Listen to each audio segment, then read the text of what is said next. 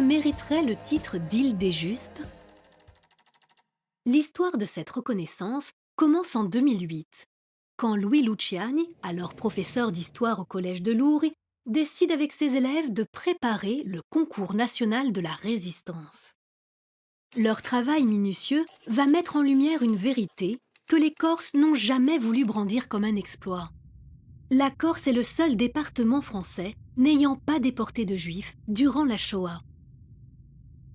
Retournons en 1941, quand le gouvernement de Vichy donne l'ordre aux préfectures d'arrêter les Juifs étrangers. Le préfet de Corse, Paul Ballet, transmet alors son rapport.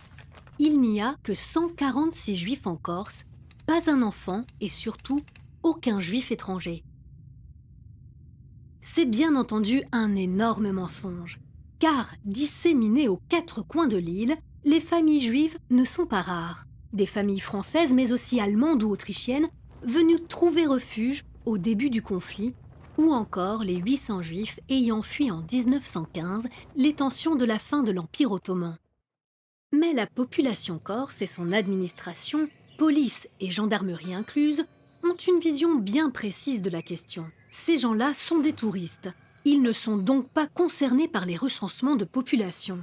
Alors, quand en août 1942, Vichy commande de grandes rafles, aucune n'a lieu en Corse. Et il n'y aura durant toute la guerre qu'une seule victime du génocide, un juif allemand, arrêté sur l'ordre du secrétaire général de la préfecture d'Ajaccio, tandis que le préfet était absent. Fidèles à leurs valeurs essentielles, les Corses ont fait preuve d'hospitalité et de solidarité face au malheur des persécutés. Durant de longs mois, ils vont cacher, protéger et nourrir les Juifs et les autorités locales iront jusqu'à leur fournir de faux papiers turcs. Aucun d'eux ne porta l'étoile jaune et les enfants furent scolarisés.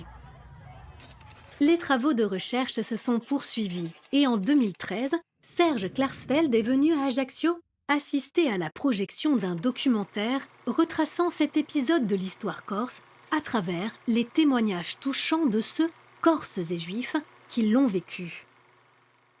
Et en janvier 2017, le comportement solidaire et fraternel de la population corse à l'égard des Juifs a été récompensé par une Ménorah d'or.